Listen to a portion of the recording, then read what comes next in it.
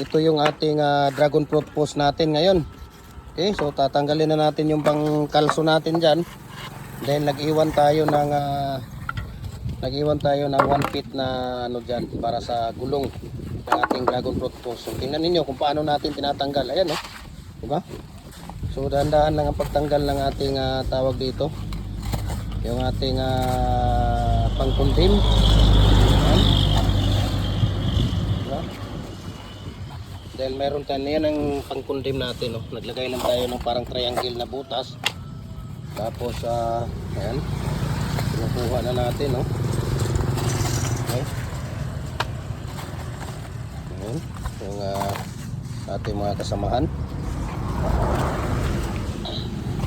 So ganun lang po ang pagtanggal ng ating dragon fruit post natin.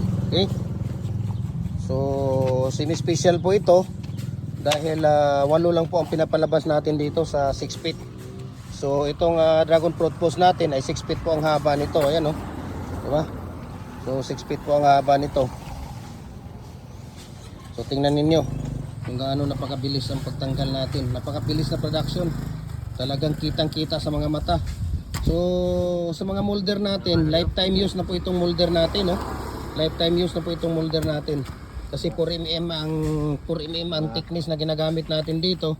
Tapos tawag dito, adjustable na po siya. Pwede ka na gumawa dito 3 feet, 4 feet, 5 feet, 6 feet, 7 feet hanggang 8 feet po. Okay? Tapos kung gusto nyo ng lahat ng mga concrete products natin, ratio at saka mixing natin, i-message, i-follow nyo yung Facebook page natin, Jim Hardware Cucumber Concrete Products Manulang Branch, Jim Hardware Cucumber Concrete Products Kanituan Branch, Triple A and F Cucumber, ang ating personal Facebook account, Felix Dan Pagikan Jr., ang ating Instagram, Felix_Pagikan 2000, at saka yung ating TikTok, Jim Hardware Cagandero or Felix Dan Pagikan Jr., at saka yung ating YouTube channel, Jim Hardware Cucumber Concrete Products po, no? Para updated po kayo sa lahat ng ratio, tips, mixing natin, pinapakita po namin. So yung concrete products natin at saka mga molder, dito nyo makikita sa Jim Hardware Cucumber Concrete Products Kanituan Branch, malapit sa Bulao Bridge sa Ipunan. Okay? Dito nyo puntahan. So ito, nagkukustomize din tayo, depende sa mga order ninyo. Ito po, no? Tingnan ninyo, napakabilis na production po. Ayan, kung makikita ninyo, talagang makikita ninyo kung gaano kabilis ang production natin. Pagka ready na yung mating natin, talagang 3 bag yung matatapos nila sa umaga. Sa hapon naman 3 bag din, kaya nagiging 6 na bag. Sige na. Ayan. Oh, diba? Napakabilis lang. Ayan, oh, yung pinaka ano niya. Yan ang pinaka ano ng dragon fruit post, yung naiwan natin na 1 foot. Okay, 1 foot na deform bar para yan ay pagkakabitan ng gulong. Okay? So ngayon, tingnan natin kung paano ilalagay ulit yung tawag dito, yung mating. Ayan, no? Tingnan niyo yung mating. Tingnan niyo na mabuti. Tapusin niyo yung video na to dahil ito'y nakakatulong sa inyo talaga. Napakabilis at napakadali lang ilagay. Tingnan natin, ilagay mamaya yung tawag dito, yung pangalso. Ayan, no? Yung pangalso na yan, yan ay yan naman mahirap na gawin pero mabilis lang din, diba? Tingnan natin. So walang mahirap sa magaling, diba? Talaga kung matututo ka, gusto mong matuto, manood ka ng video namin, relax ka lang. Kami ang bahala sa inyo. Ratio, tips at mixing, makikita mo na dito. Ginagamit natin na bakal dito, 8mm. Ang tie wire na ginagamit natin, number 16 na tie wire ginagamit natin dito. Ang pamputol naman natin dito sa rebar ay tawag dito bar cutter, no? Maganda talaga ang bar cutter. Maganda sa business. Pagka tawag dito, pagka mayroon kang dragon fruit post or pins concrete post na mga business, maganda talaga ang bar cutter. Or pag mga concrete products na negosyo, dapat kumpleto ka sa lahat ng mga design. Ito panoorin ninyo. Okay?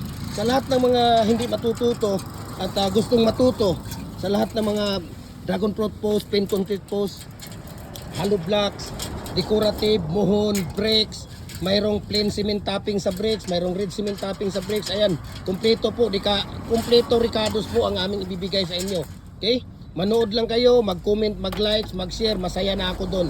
Isang share, isang comment, isang like, masaya na ako doon. Hindi ako tatamarin. Nagbibigay sa inyo sa lahat ng mga, based on my experience, sa lahat ng mga ginagawa namin, sa lahat ng mga concrete products, sinishare ko po sa inyo yan. Okay? So ngayon, tingnan natin ang paglalagay nila ng tawag dito, itong bakal. Tapos na nila nilalagay yung tawag dito, yung matting art natin. So ngayon, nilalagay na nila yung ating pangkundim na tawag dito, yung plywood. Ayan, no? Tingnan ninyo kung paano nila ilalagay yung plywood na pangkundim. May butas kasi yan na triangle din ang butas, diba?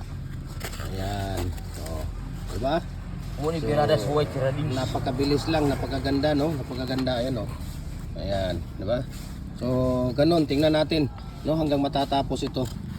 So, ngayon, dahil malapit nang matapos, no? Ayan, no? Maglalagay nila ng pangkundim na, ano, na plywood natin, no? DIY lang yan. Diba? DIY lang yan. Kulang magaling sa mga tirada. Tingnan ninyo. Walang mahirap sa magaling, 'di ba? Kung magpupursige kang matuto, talagang matututo ka. Parehas lang 'yan sa nag-aaral tayo. Nung tayo nursery pa, kinder, hindi tayo marunong magsulat. Pero hanggang talagang nag-aaral tayo, nag-aaral ng mabuti ay talagang ano tayo na matututo tayo. So ngayon dahil 6 feet lang ang gagawin natin, mayroon tayong pangalso na 2 feet. No? Yan yung 2 feet na yan dahil so ngayon ilalagay yung pangalso na 2 feet dahil yung ating molder ay 8 feet at ang gagawin lang natin ay 6 feet. Mayroon tayong pangalso na 2 feet. Ayan, di ba? Napakagaling. So ano pang hinihintay ninyo? Mag-share kayo ng video natin, mag-comment at mag-like dahil every Monday namimigay tayo ng molder. Malay natin kayo na ulit ang papalarin, di ba? Sa may mga top and buds, no? Para magkaroon kayo ng top and buds, dapat makapag-share, makapag-comment kayo ng mga videos natin. So kung nagustuhan niyo ito, paki-like, paki-comment, paki-share. Mabuhay and God bless po sa ating lahat.